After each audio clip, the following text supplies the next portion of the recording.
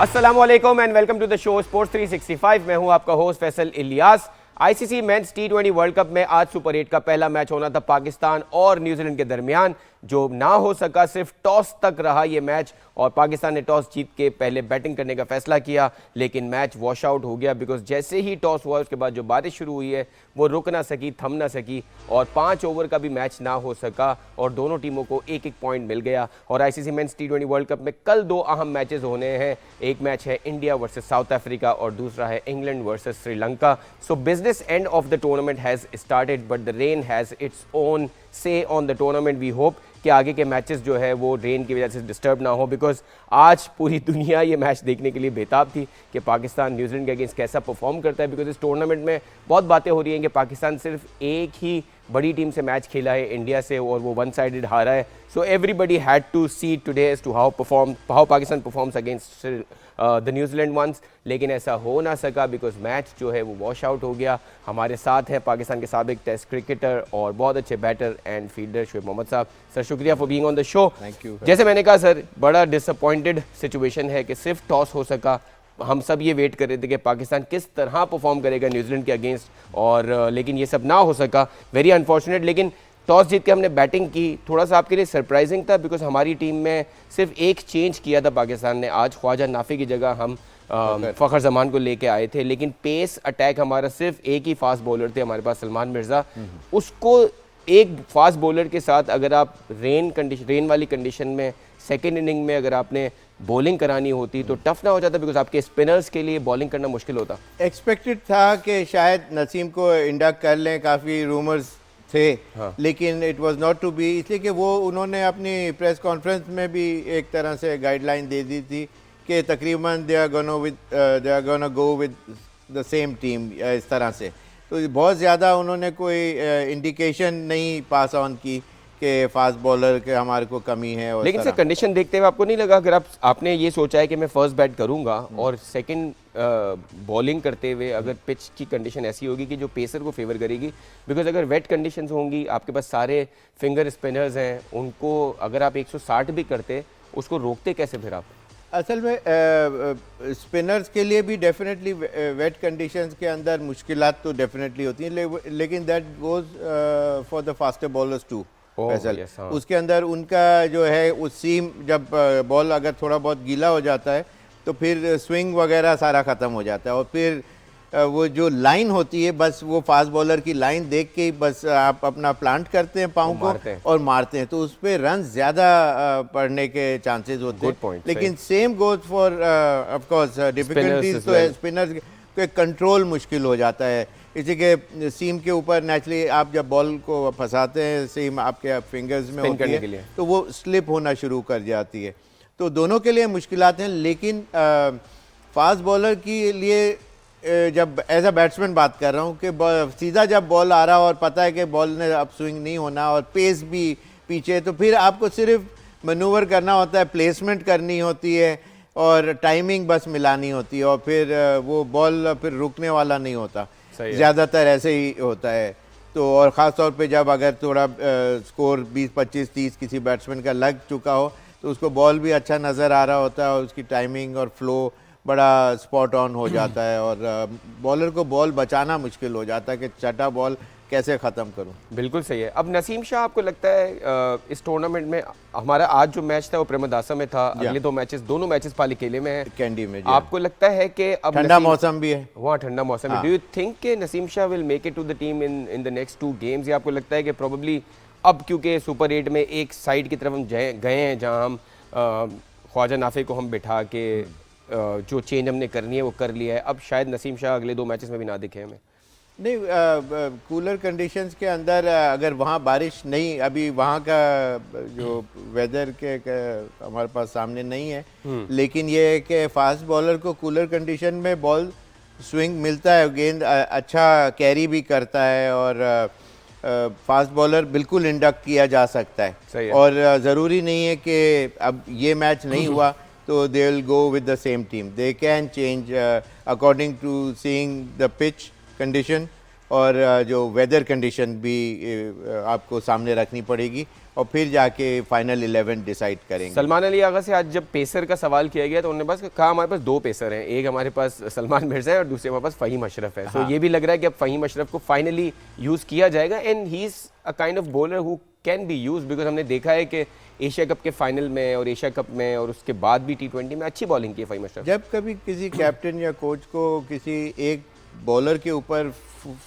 Full confidence level नहीं आ पाता for any reason, तो उसमें फिर ये होता है कि फिर आप किसी और बॉलर के साथ उसको मिक्सअप करा के उसके 4 ओवर, 5वें बॉलर की बात कर रहा हूँ कि 5वें बॉलर को उस पूरा कराते हैं कोटा उसका और 4 ओवर्स।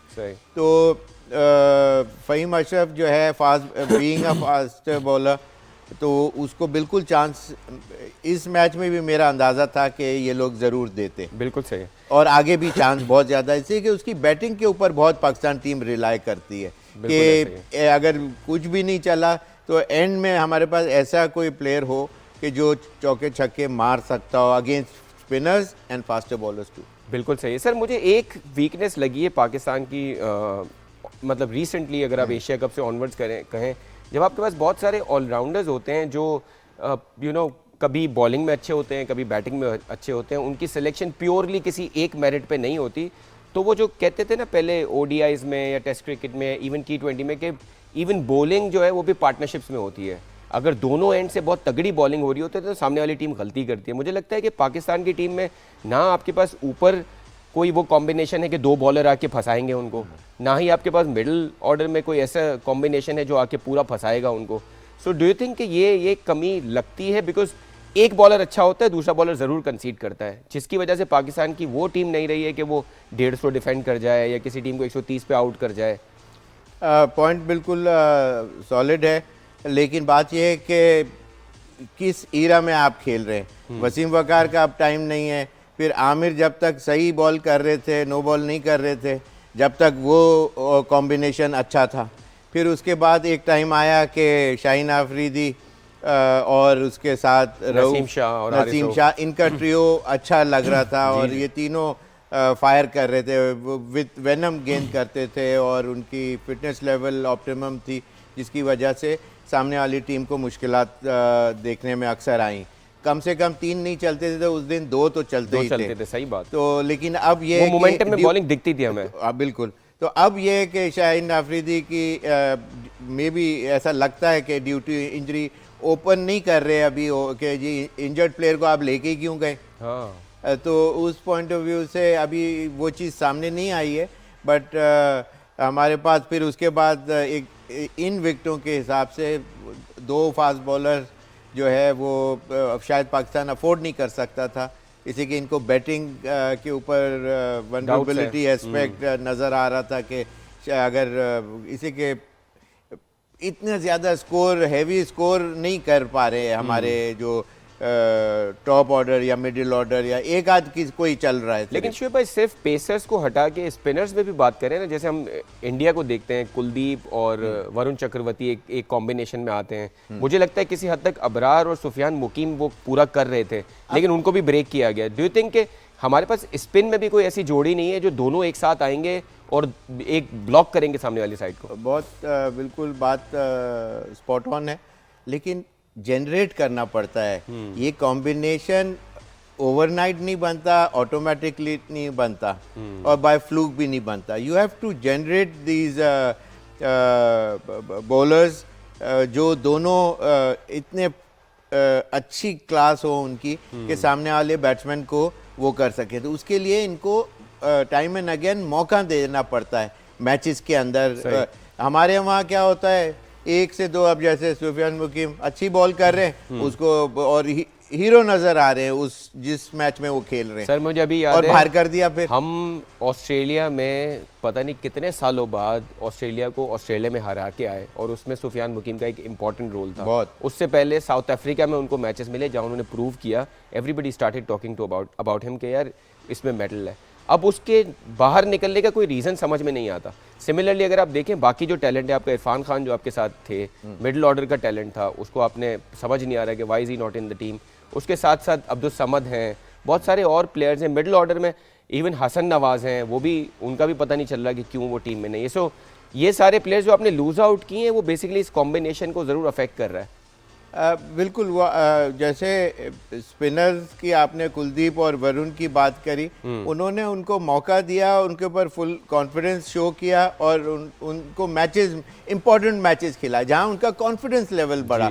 और अब वो इस वक्त वो आते हैं तो ऐसा लगता है कि they are gonna make things happen.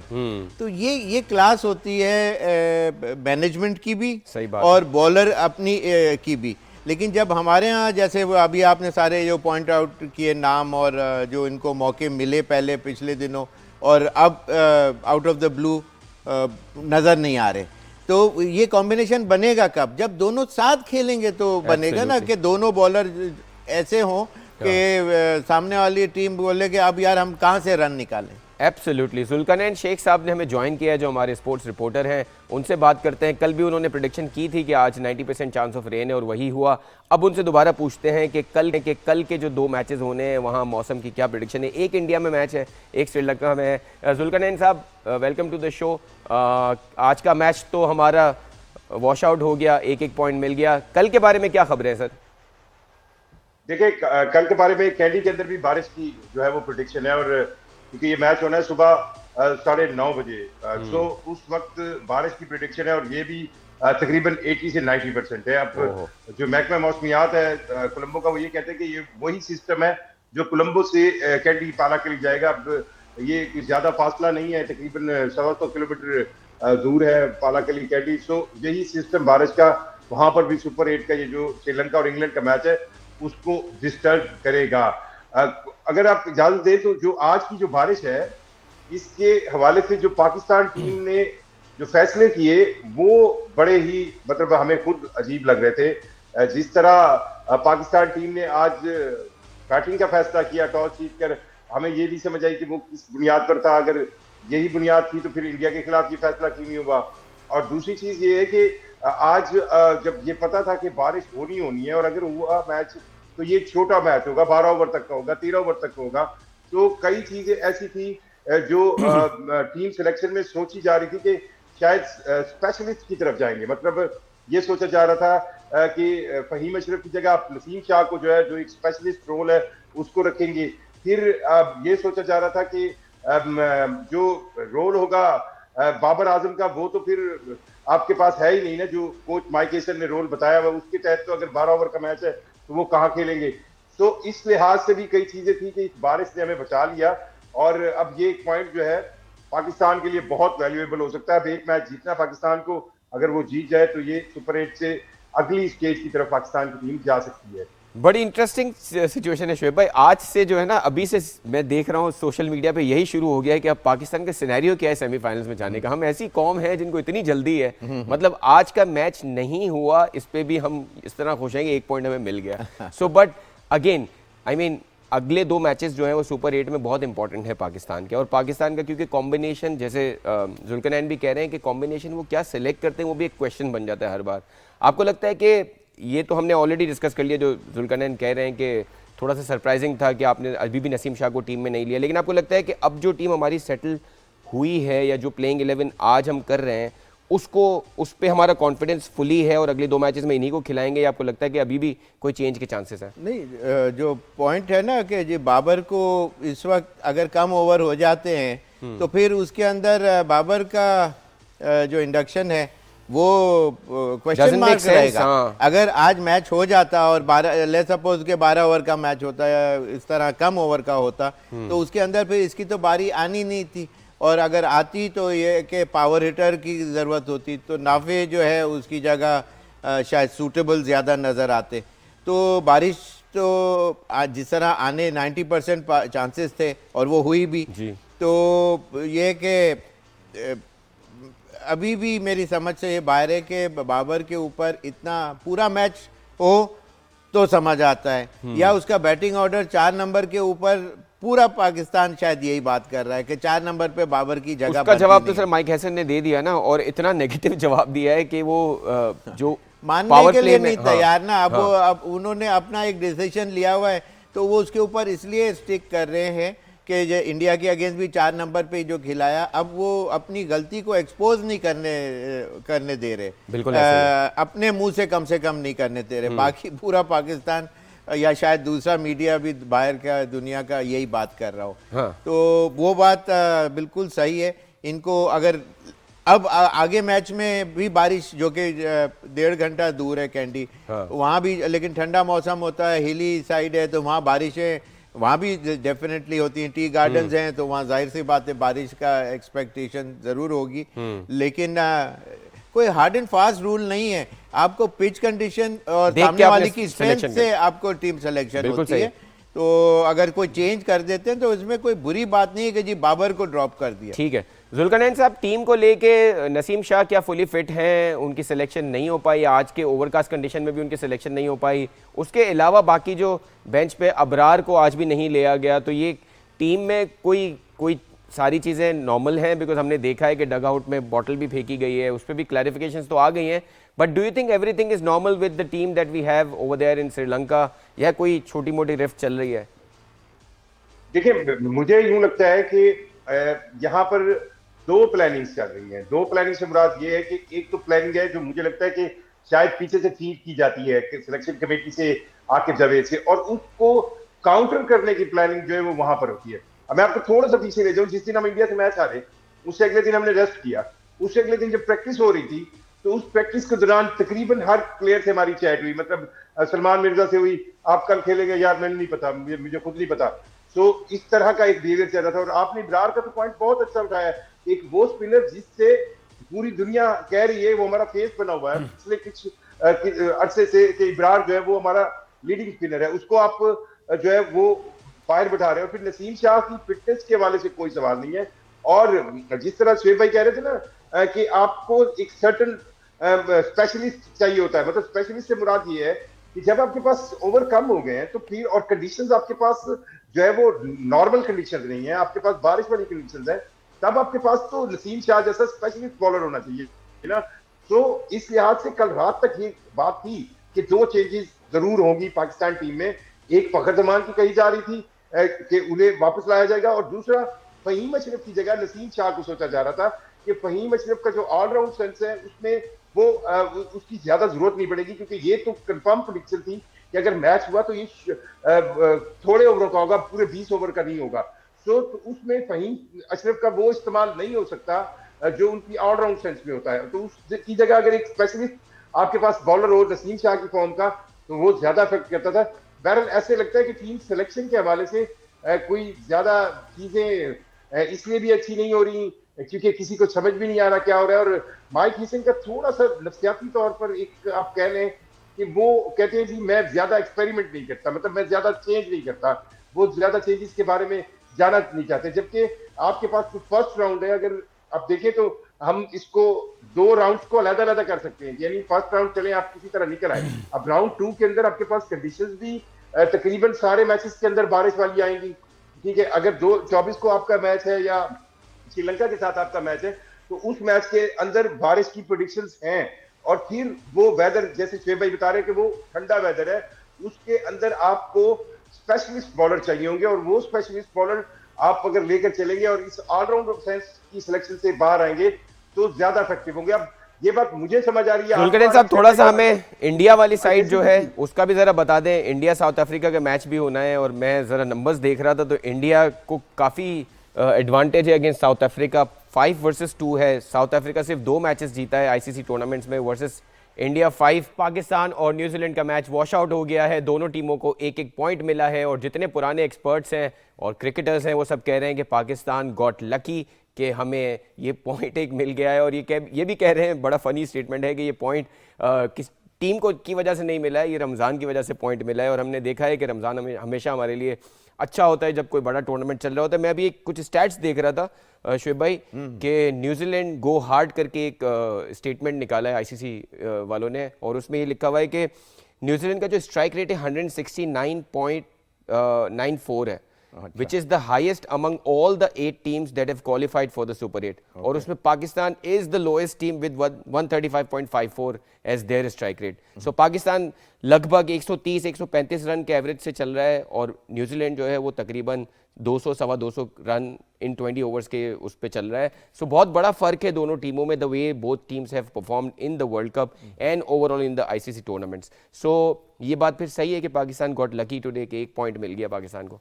नहीं, उनके पावर हाउस जो बैट्समैन है हाँ. वो उसमें कोई शक नहीं कि वो 180 200 sometimes even above that figure वो रहते हैं. तो इसीलिए इनका एवरेज जो है 160 ऑलमोस्ट टचिंग 170 का जस्ट शेड अंडर है जी. और पाकिस्तान जिस तरह, और उनकी विकेटें भी बहुत कम गिरी हैं इस टूर्नामेंट के अंदर. वो एवरेज भी अच्छा हुआ बहुत, इसी वजह से एवरेज भी उनका बहुत अच्छा है.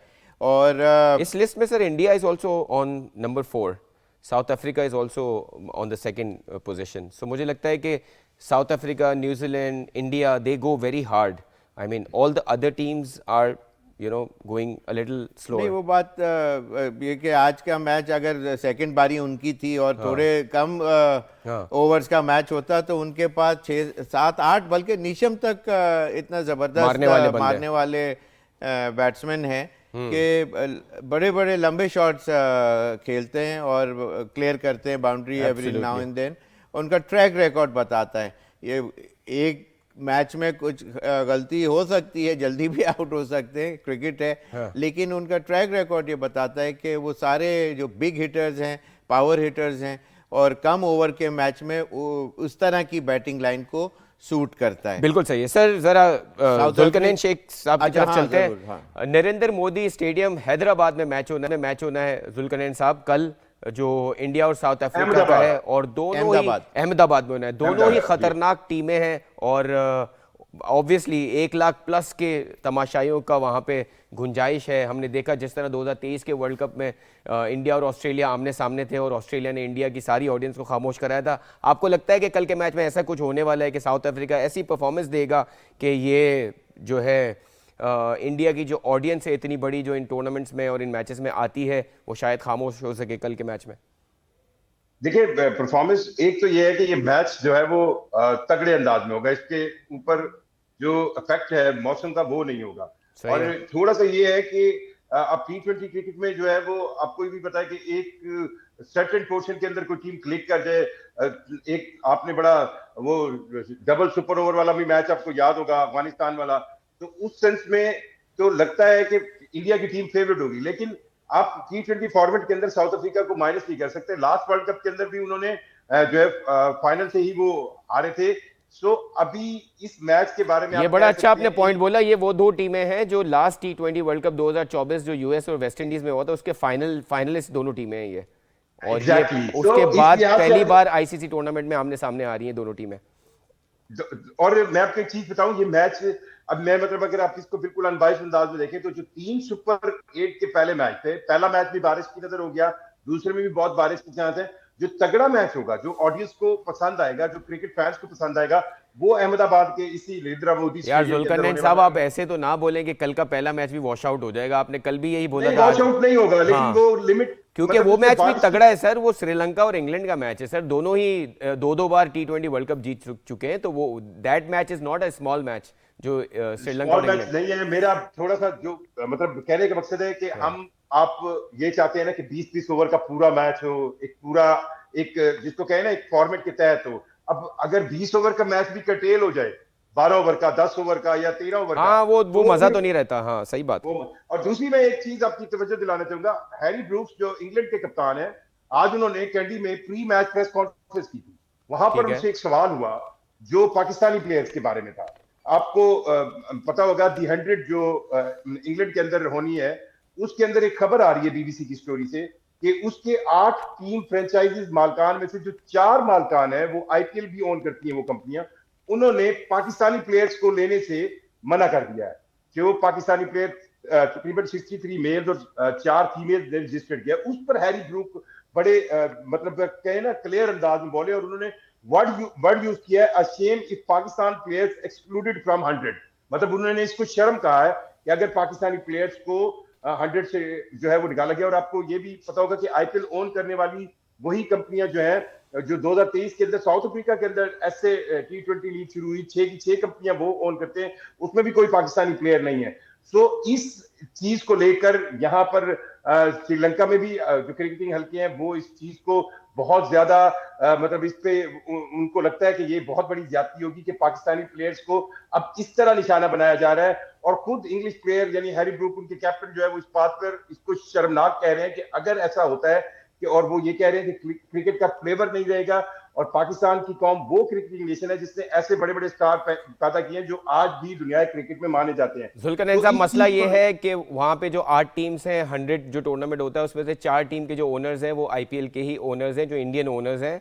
पाकिस्तान के 50 प्लेयर्स ने उस लीग में खेलने के लिए अप्लाई किया है, लेकिन ये बात सही है कि जो इंडियन ओनर्स हैं वो पाकिस्तानी प्लेयर्स को शायद ना पिक करें। उस पर पूरी दुनिया में बात हो रही है, इंग्लैंड के अखबार भी ये लिख रहे हैं, लेकिन ऑब्वियसली इंग्लैंड के अपने रूल्स एंड रेगुलेशंस हैं, वो इंग्लैंड की लीग है, तो अब देखा जाएगा कि क्या होगा इसमें। Coming back to the ICC men's T20 world cup, India और साउथ अफ्रीका के मैच में आपको क्या लगता है कितनी फाइट देगा साउथ अफ्रीका इंडिया को?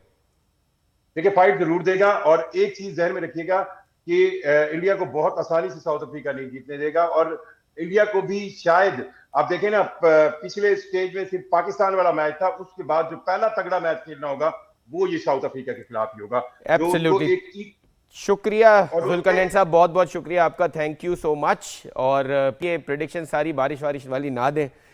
शोएब भाई, अगर कल का मैच भी इस तरह वॉश आउट होता है तो टूर्नामेंट के लिए बड़ा बुरा हो जाएगा। मतलब अगर आपके सुपर 8 के पहले 2 मैचेस इस तरह जाएं तो एक टूर्नामेंट को हिट लग जाती है।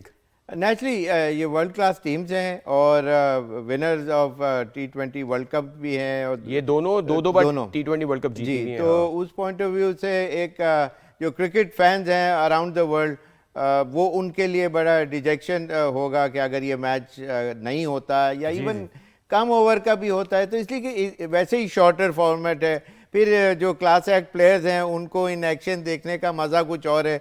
और ये अब जाके एक जब जितना हायर फॉर्मेट में जब टीमें आती हैं, तो ये जैसे टॉप 8 टीम्स हैं, तो वो बड़े मैचेस प्लेटफॉर्म हो जाता है, उसके प्रेशर्स और होते हैं और उसकी इंपॉर्टेंस भी कुछ और हो जाती है, और प्लेयरों का फिर वहां पता चलता है कि what metal they are made of, बिल्कुल सही and how stronger they are at the knees. कल का जो पहला मैच है इंग्लैंड श्रीलंका का, हमने देखा है इंग्लैंड स्ट्रगल करता हुआ आ रहा है, वो वेस्ट इंडीज से हारा है और नेपाल से बहुत क्लोज मैच वो जीते हैं। इस टूर्नामेंट में वो डाउन एंड आउट दिखे हैं, हम देख रहे हैं कि एशियन कंडीशन में वो स्ट्रगल कर रहे हैं। कल के मैच में what do you think, what are the changes they need to make to adopt to the conditions well and give a tough time to Sri Lanka?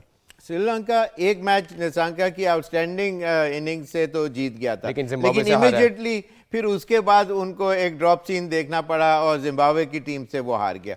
तो अब वो उनका जो कॉन्फिडेंस लेवल है वो, लेकिन सर इंग्लैंड क्या चेंजेस करे? इंग्लैंड को पहले बात कर लेते फिर श्रीलंका पे आते। हाँ, इंग्लैंड का आपने बताया कि जो मैचेस क्लोज शेव उनके रहे, जस्ट जीते हैं, कोई बहुत बड़ी विन नहीं आ रही हैं now, but they are in the final 8 team, top tier के ऊपर अब आ गए हैं इसको, before they go into the semifinals. England की टीम बिल्कुल सेमीफाइनल में जा सकती है, वो इतनी टफ टीम है कि they can bounce back. Australia जो है वो जरूर बाहर हो गया, लेकिन ये उसी तरह के ये इन कंडीशंस को ज्यादा अच्छा अडेप्ट कर सकते हैं, और इनके प्लेयर जो है मैं समझता हूं कि ज्यादा इस कंडीशन को अवेल करेंगे। ICC men's T20 world Cup में आज का पहला सुपर 8 का match Pakistan and New Zealand has been washed out. दोनों टीमों को 1-1 पॉइंट मिला है और कल 2 मैचेस होने हैं, दोनों अहम मैचेस हैं और दोनों होस्ट्स कल खेल रहे होंगे, श्रीलंका इंग्लैंड के अगेंस्ट और इंडिया जो है वो साउथ अफ्रीका के अगेंस्ट। श्रीलंका का मैच श्रीलंका में है और वहां पे बारिश की प्रेडिक्शन है। इंडिया वाला मैच जो है ऑल्दो वहां कोई बारिश का सीन नहीं है और नरेंद्र मोदी स्टेडियम हैदराबाद में ये इतना बड़ा मैच होने जा रहा है। ऑब्वियसली शोएब भाई, अगर हम पहले वाले मैच की बात करें जो श्रीलंका में होना है, उसमें हम इंग्लैंड की टीम को अगर एनालाइज करें, they have been going through a tough time. Sri Lanka भी हमने देखा है ऑफ लेट वो जिम्बाब्वे से हारा है। कैसे देखते हैं इस मैच को आप? दोनों अच्छी टीमें हैं, पावरफुल साइड तो अपनी जगह है, लेकिन इंग्लैंड आई स्टिल बिलीव के is a better side between the two, और उनके चांसेस ज़्यादा हैं। और दूसरी बात यह है कि ख़ास तौर पे अगर पहले बैटिंग करके प्रेशर में अगर पूरा मैच होता है तो फिर यह है कि एक दफा जब एक स्कोर रीजनेबल टोटल लगा दें तो फिर एक एक विकेट पे सेकंड बारी के अंदर प्रेशर बढ़ते रहते हैं. Then that's the way to go about. जब व्हेन इन डाउट या ऐसे कुछ हो तो आपका जो टोटल है बोर्ड का वो प्रेशर में सामने वाली टीम को लाता है, और जहां विकेटें तो गिरनी ही होती हैं. चांसेस तो यही होते हैं कि 10 विकेटों से बहुत कम ही मैच जीते होंगे दुनिया में, लेकिन ये कि प्रेशर जब भी क्रिएट होगा जब विकेटें गिरना शुरू होंगी सेकंड बारी के अंदर. तो बेस्ट इनका चांस इंग्लैंड का है. इनके अच्छे हैरी ब्रूक्स और ये सारे जो बैट्समैन है टॉप क्लास. बीथल हमने देखा अच्छी फॉर्म में बीथल है. मुझे बड़ा इंप्रेसिव लगा. वो मैं समझता हूं कि every now and then he will be among the top run getters, इसलिए कि उसका स्टाइल ऑफ प्ले इस तरह का है. फिर हमने देखा सैम करन बहुत अच्छी फॉर्म में है, अच्छी बॉलिंग भी करा रहे हैं, ऑलराउंडर हैं वो, लेकिन पिछले मैच में अच्छी भी बैटिंग की. लेकिन सर एक वीकनेस उनकी देख रहे हैं हम, आपके जॉस बटलर जो उनके मैच विनर होते थे, कप्तान थे, उनकी परफॉर्मेंस नहीं आ रही है. जोफ्रा आर्चर की परफॉर्मेंसेस काफी वीक हैं. अगर ये दो प्लेयर्स अगर परफॉर्म करना शुरू हो जाए तो इंग्लैंड कंप्लीटली डिफरेंट साइड दिखना शुरू हो जाएगा. बिल्कुल. उनके अंदर वो एक्सक्लूसिव प्लेयर्स हैं कि जो टॉप ऑर्डर से लेके नीचे तक बैटिंग बहुत अच्छी करते हैं, और उनका इसीलिए मेरी जो टीम जीतने वाली जो है मेरी नज़र के अंदर वो इंग्लैंड के थोड़ा से, ऑल्दो के उनको होम ग्राउंड का एडवांटेज जो तमाम चीज़ें हैं, लेकिन ये कि all said and done England के साइड. दूसरा जो मैच है south Africa India, again south Africa अब क्लासन नहीं है. पिछला जो हमारे जो वेस्ट इंडीज में फाइनल इनका हुआ था उसमें क्लासन ने आउटस्टैंडिंग अपनी क्लास दिखाई थी, आपको याद होगा. But he couldn't finish the game. वो लास्ट मिनट के ऊपर वो जो कैच का कंट्रोवर्शियल कैच जो हुआ बाउंड्री लाइन के ऊपर, उसके ऊपर वो फिर टर्न हो गए, टेबल्स टर्न हो गए. लेकिन ये कि साउथ अफ्रीका अगेन अगर अच्छा स्कोर कर देता है तो इंडिया वोंट बी, इंडिया के लिए इतना आसान नहीं होगा. क्योंकि इंडिया का अभी तक का रन अगर आप वर्ल्ड कप में देखें तो वो जो मिनो टीम्स है उनसे काफी क्लोज गेम जीते हैं, लेकिन पाकिस्तान से वो वन साइडेड गेम जीते हैं. सो हमने देखा यूएसए के अगेंस्ट भी फंस रहे थे, और ये वही ग्राउंड है जहां पे साउथ अफ्रीका और अफगानिस्तान का मैच डबल सुपर वाला ओवर वाला हुआ था, जहां हम देखते हैं कि शुरू में काफी ग्रिप होती है, लेकिन जब फ्लड लाइट्स आती हैं तो इजी हो जाता है. मेरे ख्याल में टॉस जीत के क्या डिसीजन होगा that will also play a part. वही बात है कि आप एक रीजनेबल टोटल सेकंड बारी के अंदर जब विकेट गिरने लगती हैं तो फिर मुश्किलात पैदा हो सकती हैं. इंडिया के लिए अगर पूरा मैच है तो फिर उनकी पूरी बैटिंग को आउट करना मुश्किल होगा वैसे देखा जाए तो लेकिन south Africa still I believe कि पहले बैटिंग करके एक रीजनेबल टोटल रखे तो they can make a match out of it. बिल्कुल सही. आज का मैच तो नहीं हो सका, लेकिन कल के जो दो मैचेस हैं उम्मीद करते हैं दोनों मैचेस हो जाएं, और चारों तगड़ी टीमें कल खेल रही हैं. बड़ा इंपॉर्टेंट दिन है कल मेंस T20 वर्ल्ड कप में. उम्मीद करते हैं दोनों मैचेस हो. शोएब भाई आपका बहुत बहुत शुक्रिया. हमारा शो देखते रहें. We'll see you tomorrow. Thank you.